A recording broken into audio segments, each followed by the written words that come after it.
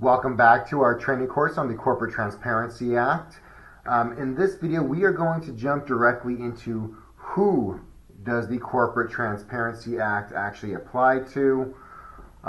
This is going to be the majority of Americans out there. It applies very broadly to corporations, LLCs, and any other similar entities that are registered in the United States. This can include LLCs created for real estate investments or LLC created to hold commissions. It can even apply to partnerships and to trust entities. But let's first start with corporations.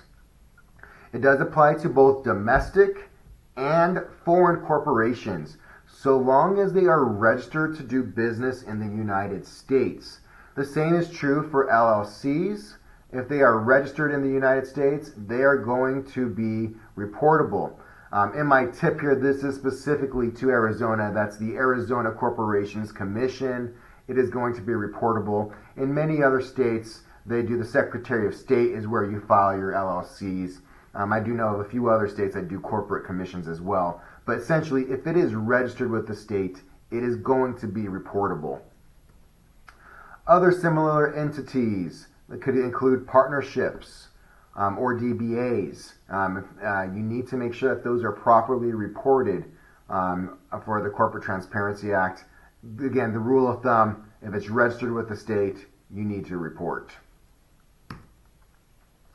But let's also talk about who is exempt, because this is really important. The law does define several categories of businesses that are going to be exempt. I went ahead and I broke them up into several categories that they really break into.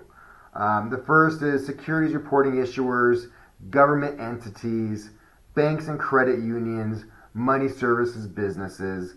These are generally going to be larger corporations. They are already registered with the federal government through other agencies, not necessarily FinCEN, but other agencies they're going to be registered with. And so the government already knows who has ownership and control over those particular entities. That's why they're going to be exempt.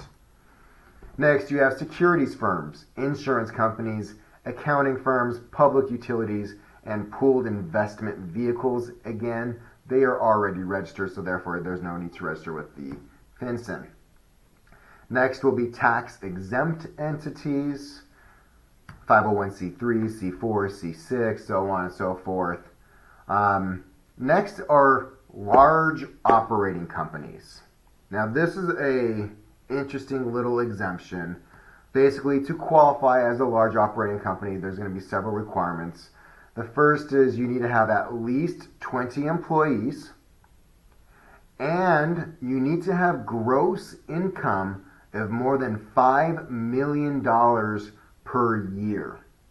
So if you have maybe like a holding structure with several subsidiaries, and everything gets reported up to the holding company because it is a disregarded entity, or even if the subsidiaries are partnerships with the majority of the income coming up to the holding company, and that holding company exceeds $5 million a year, it is going to be exempt.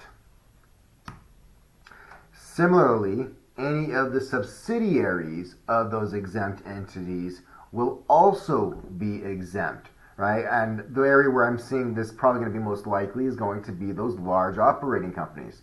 So if that holding company has more than $5 million of revenue that is reported on the tax forms, all the subsidiaries underneath it should also be exempt as well. And then next and last would be the inactive entities.